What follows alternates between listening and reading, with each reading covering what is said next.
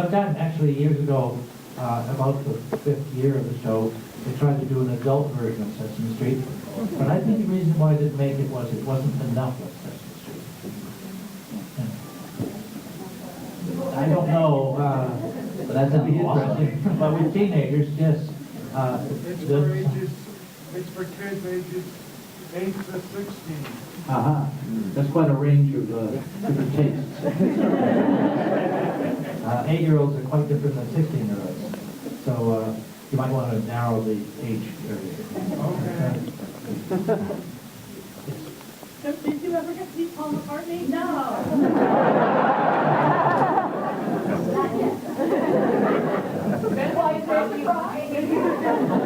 Yeah. With a real Paul McCartney stand.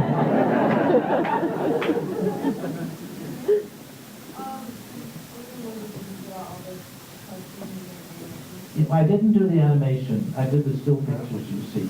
So when Big Bird showed the pictures of the cast, I drew those. And and also the pictures at the end of the trip we took to Europe one time. And I illustrated a diary that she had made. It didn't show words. I did the Mr. Hooper. It hangs in my hall.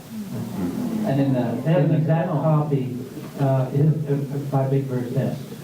And I found that the picture would be kind of, it was on the actual one was there for probably many years. And I finally, I said, can I take this home? I said, sure, we'll make a copy. Because actually it was kind of beat up. It kind of gives it an antiquity. Oh, and the animation in the film was really inspired by both Sesame Street and Carol's own work, and so especially for the first animation where Carol met Jim and had the show that went horribly wrong, we actually had Carol do some concept sketches. So he drew Pickle Puss for us, and he drew what the show actually looked like, and then we gave that to our animators. Yes.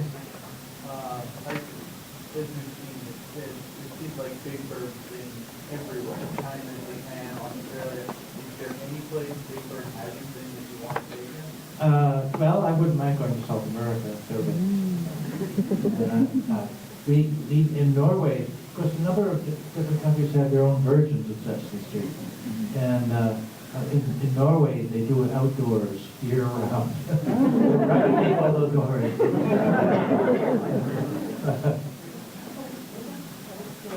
I was very lucky to get to go to China when they were doing a new Sesame Street in China, where the show was actually going to be a co-production with Shanghai Television.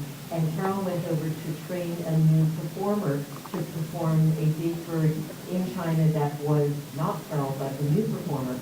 And that was a fantastic experience. Should we tell it? You want to tell a little story on that one? Yeah, well, it was interesting. Kevin Clash, who was a fantastic puppeteer, he was there training a bunch of people who had volunteered to try to be on that show. And my prediction was that any real puppeteer who was trained in China probably wouldn't be chosen because their work is so rigid and the Muppets are so free that it would be indeed not a puppeteer that got chosen, which was the case. But the show went over well, I understand, for the first year, but it wasn't picked up by the government. But 11 years later, they decided to, so now it's back on the air with a new title. And one of the characters, and Daniel, Big Bird, is working, the same fellow. They had some trouble finding Ming Ming, which is his nickname, of the young man that does it. But he was only 21 when we were with you there. And now he's in his mid-30s, as I was when I began this job. And of course, one of the greatest things that ever happened to me was being a pilot. But I guess that answers that. Okay. I'm sorry? Oh, really? I'm sorry I wasn't there to answer you.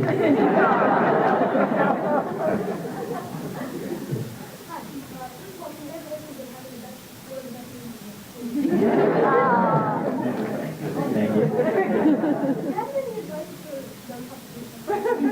Yeah, well, I highly recommend joining the Puppeteers of America. Have you done that?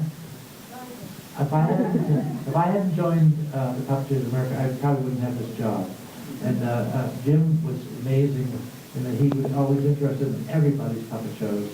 And he did so much and gave many grants, and they still do that, to people who have ideas and want to create something in the world of puppetry.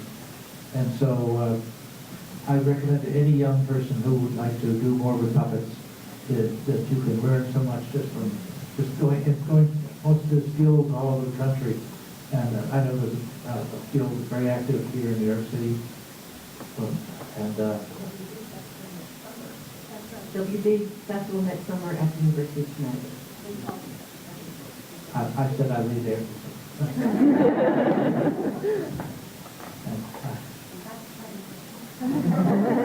Jim taught me right from the first day I worked with him to sit in front of a mirror. And at that time, your own personal video cameras weren't available, but that wouldn't be a bad thing either. So you could aim the camera at it, and you can feed it with a wire for a help drawing, and put yourself on the tube. Gives you a lot of courage. You've done it? Okay. I wish I had something else I could say. One thing is with perseverance. When you grow up, I saw my first show. TV started when I was about 12 years old, and it was 1947. And there were only a few shows on the air then, and TV started at 5 o'clock at night, went off at 9:30. And now it's always on. So my first TV show I saw was a man, it was the Swan Boat show from Boston. And there was a man running a puppet. I think it was just an oven bit. It was supposed to be a swan. A swan. And because the Swan boats in Boston, and they're big here. And so he was lousy. I was already doing puppet shows at birthday parties, and so I said, gee, I'm better than that. And I'm doing well. And he's a man, and he's got a job on TV. So I figured that I could break in. So I think that he was an inspiration to me. Good thing he was so bad. I think I had an awful lot to learn. And you could see the progression in this film about how Big Bird flailed around. I didn't know what I was doing. And I'm amazed that Jim was so patient to put up and said, he must have looked at it and said, ye God, I was hoping you'd do better than that. He was not a critical man. But he helped me all along. And I must say that joining other puppet people, you learn from them and you see many different kinds of puppets and things in film and other forms. You can learn from everyone. Okay, back there. Lady? I think you might share something about the relationship with this company. It's so special. That's been following. Yes. But Big Bird and Snuffy, first the plot was that Big Bird, everybody assumed that the Snuffleupagus was a big Newton, as Big Bird would say, imagination. And but he really did exist, and everybody at home, I guess, pretty well caught on to that. And but he would always, Big Bird would say, okay, everybody, I'm going to bring them down my nest, Snuffy, just stay right here, because I'm going to bring them all down, and you'll finally know that you're not imaginary. And so he just, stay here, all over here, Bird. Big Bird runs out, heading for Hoover's store, and Snuffy says, well, what's going to be my Big Bird's friends? Oh, I hope I look good enough. Maybe I better run home and get a tie. Big Bird, we're really tired of this. And but that was a Thursday show, and at the end of the show, they do see it. And they ended the mystery, the whole, all in one show. And if you missed that Thursday show, you wonder why the next day of the show, Snuffy's standing around talking to everybody at Hoover's. Quick question about this show. Do you think food is a really secret word? Oh, I wasn't sure, I didn't really like that spot. But I like most everything they do. And one time they had a plan to have, we won an Emmy one year for a Big Bird imagining he was a ballet dancer. And actually he was terrible, which is easy for me because I'm a terrible dancer. And that's why Matt sometimes dances for me. Well, he can learn any step. You don't have snuffy in the film. Can you talk a little bit about how you chose what to include and what not to include in this film? Yeah, I mean, it's what, 45 years now of amazingness to choose from. Not to mention all of it. Honestly, the film changed a lot when Deb, in our first meeting, said to us, I've filmed everything I've ever done. So we had all this great stuff to pick and choose from, and we just had to pick things that basically directly related to these two and their story and their love. So yeah, I wrapped it up because I know what's going to happen. And I know that and I know if I keep talking, Oscar's going to make fun of me. So.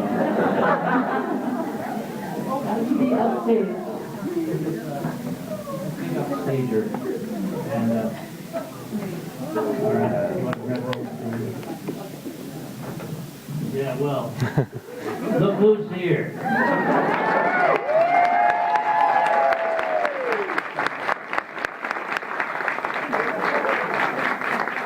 I had trouble grabbing the little ring to make your eyes move. I was wondering why I couldn't see. So Oscar is, in some ways he's my favorite. In other ways, Big Bird is my favorite. People often ask me which is my favorite, and I just can't believe it. I sit through this movie and I cry about 5 times in this film. Every time, this is my 11th time I think of seeing it. And, I still cry. But I just think that you guys did a beautiful, sensitive, beautiful job of putting it together.